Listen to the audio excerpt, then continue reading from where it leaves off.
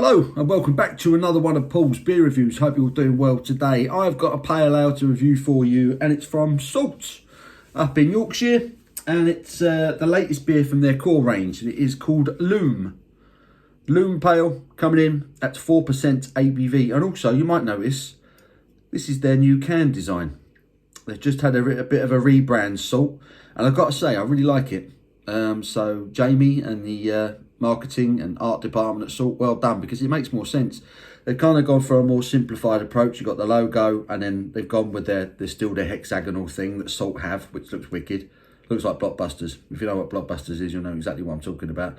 But they've gone a bit more obvious with it, and I didn't realise how good it was until I compared it to sort of an old design. So you've got a can of jute, so you've got the logo, the actual style of the beer, the ABV at the bottom, and for some reason they had the actual beer title on its side, but now they've kind of gone for this. So they've reduced the size of the brand and put the beer title in the middle. I just think it makes more sense.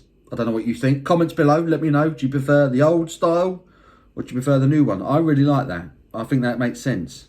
It's just more obvious. You know what you're getting more with it for me. I like it. I like that new can design. So yeah. Loom Pale.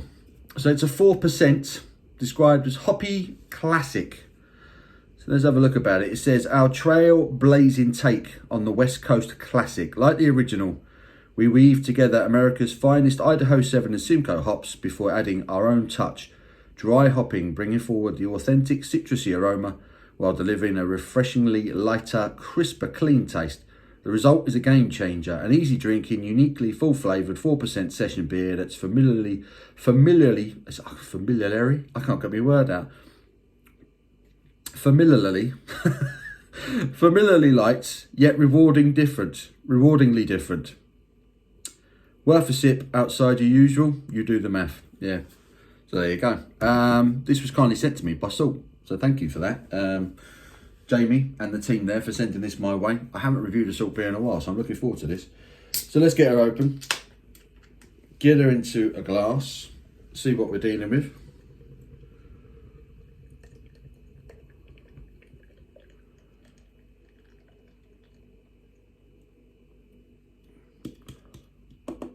Oh, wow. Okay. Look at that. Look at all the hops, all the bits and bobs floating around in there. I was not expecting that. That looks like a blooming snow globe. Do not adjust your screens, ladies and gentlemen. That is a clean glass, but there is sediment and bits and bobs floating around that all over the place. That is quite extraordinary. For 4% pale, slight haze to it. Dark amber in colour. It's hanging on to a 2-finger creamy white looking head on it.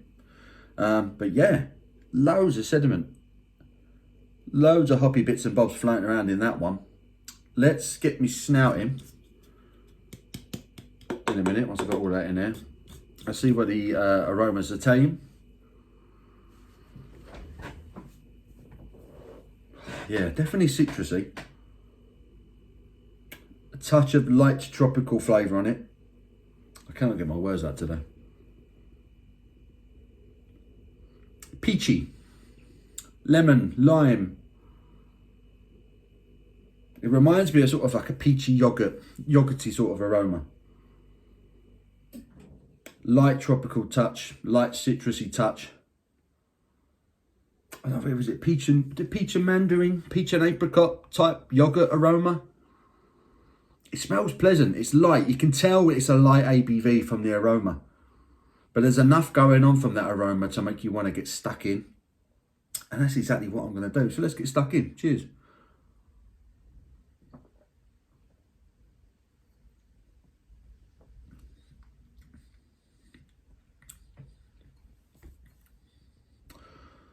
Oh.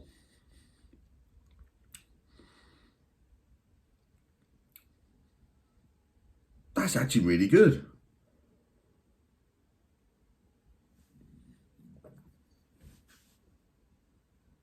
First thing you notice, or the first thing I'm noticing, it's really soft on the mouthfeel. The malt bill He's obviously doing a lot on this. Obviously works hard.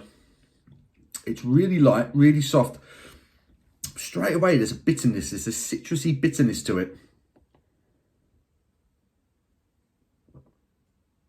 Very slight dankness. It is peachy on the flavour as well. I'm getting a touch of peach, maybe a touch of mango. It's light tropical flavours. Bit of lemon, a bit of citrus. Lovely soft mouthfeel, glides down. And there's a really nice, very slightly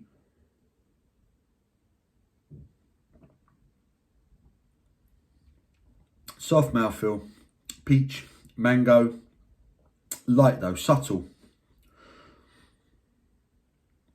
And in it comes a touch of piney, such piney dank bitterness that you would associate with a West Coast.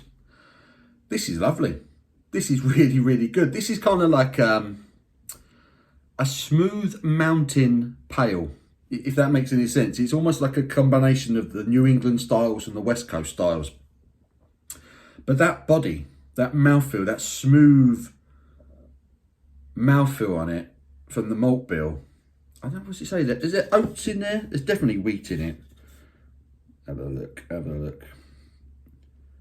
Water, malted barley, oats and wheat. Yeah, oats, wheat, hops and yeast. Yeah, it's smooth. It's really easy drinking.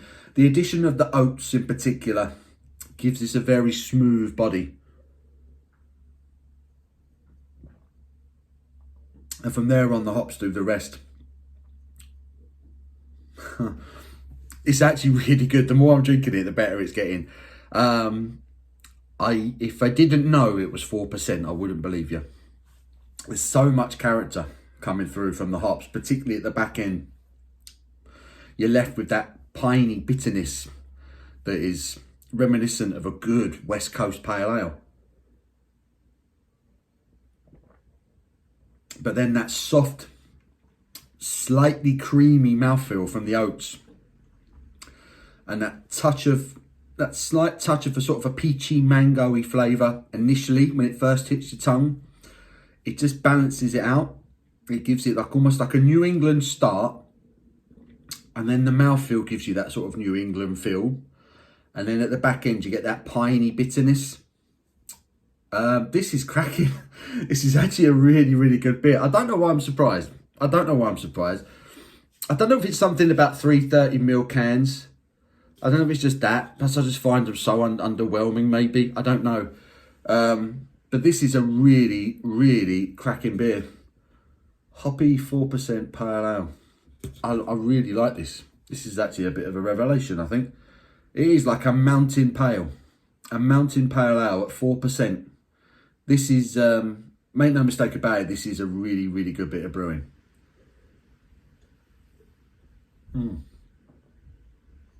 I like that, it's gone.